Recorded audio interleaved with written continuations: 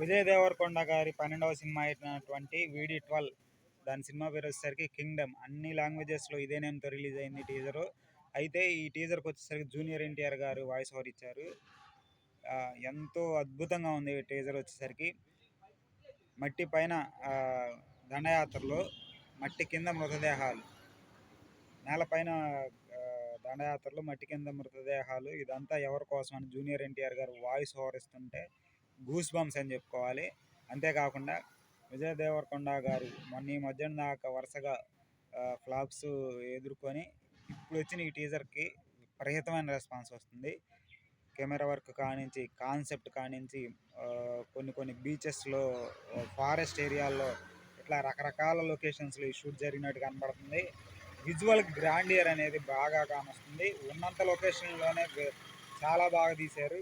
అంతేకాకుండా army back drop కనబడుతుంది, wars కనబడుతున్నాయి, వాటర్ సీక్వెన్సెస్ కనబడుతున్నాయి, వాటర్లో చేజింగ్ సీన్స్ కనబడుతున్నాయి. అన్నీ కూడా అద్భుతమైన విజువల్స్ కనబడుతున్నాయి.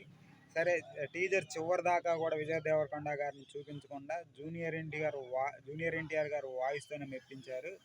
వాయిస్తో మెప్పించడమే కాదు, ఈ టీజర్ విపరీతమైన రెస్పాన్స్ని అందుకుంటుంది తెలుగులో. మిగతా లాంగ్వేజ్లకి తెలుగుకి తేడా ఏంటంటే జూనియర్ ఎన్టీఆర్ గారు వాయిస్ ఓవర్ అని చెప్పుకోవచ్చు. ఆఖరికి హిందీ, కన్నడ వాటిల్లో కూడా వాళ్ళు ఈ Telugu teaser voice junior NTR గారు వాయిస్ విని మిగతా విని జూనియర్ ఎన్టీఆర్ గారు వాయిస్ గూస్ బంప్స్ అని ఆ వీడియోల కింద కూడా కామెంట్ చేస్తున్నారు. సరే, అయితే అంతకుముందే ఈ వీడి 12కి సంబంధించినటువంటి ఎన్నో కాన్సెప్ట్లు కానీ, సాంగ్స్ కానీ, ఫొటోస్ కానీ ఇట్లాంటి చిన్న చిన్న గ్లిమ్స్లో వదిలారు. వాటిలో హీరోయిన్ సాహిబా అని చూపించడం, ఇతను బాగా బ్యూటిఫుల్గా కనిపించినటువంటి విజయ్ దేవరకొండ గారు ఈ టీజర్లో మటుకు సపరేట్గా కనిపించారు. అంతకుముందు రిలీజ్ చేసిన ఫొటోస్ వాటిలోనేమో ఏదో రాజమహల్లో ఉన్నట్టు చూపించి చాలా అందంగా పూల పాన్పులు, మళ్ళీ ముస్లిం ఈ కింగ్డమ్స్ ఉంటాయి చూసారా.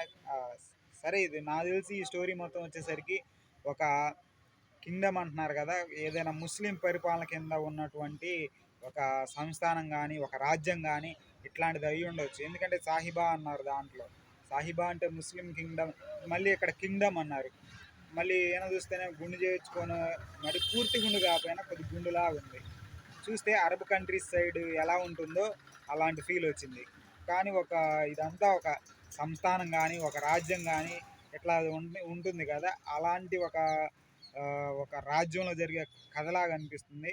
కానీ డ్రెస్సెస్, ఆర్మీ ఇవన్నీ చూస్తేనేమో మామూలుగా ఈ టైంకి కాంటెంపరీ టైం లాగే ఉంది. సరే, స్టోరీ ఏందనేది మనకు తెలియకపోయినప్పటికీ విజువల్స్ బాగున్నాయి, టెక్నికల్గా కూడా అద్భుతంగా ఉంది. నేను మిగతా టీజర్స్ కానీ, రెస్పాన్స్లు కానీ అవి కూడా చూశాను. అవి కూడా రెస్పాన్స్ చాలా బాగుంది ఈ టీజర్కి. సినిమా ఖచ్చితంగా సక్సెస్ అవుతుంది అనుకోవడంలో ఎటువంటి డౌట్ లేదు.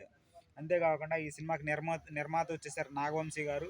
ఈయన అంతకుముందే ఒక ఇంటర్వ్యూలో చెప్పారు, విజయ్ దేవరకొండతో వచ్చే సినిమా వచ్చేసరికి చాలా అద్భుతంగా వస్తుంది, విజువల్స్ కూడా చాలా బాగున్నాయి అని చెప్పేసరికి అప్పటికే గుంటూరు కారం గురించి కూడా ఇదే వ్యాఖ్యలు ఆయన అంతకుముందు చెప్పారు కదా. అందుకని కొద్దిగా తక్కువ అంచనా వేశారు విజయ్ దేవరకొండ గారి సినిమాని.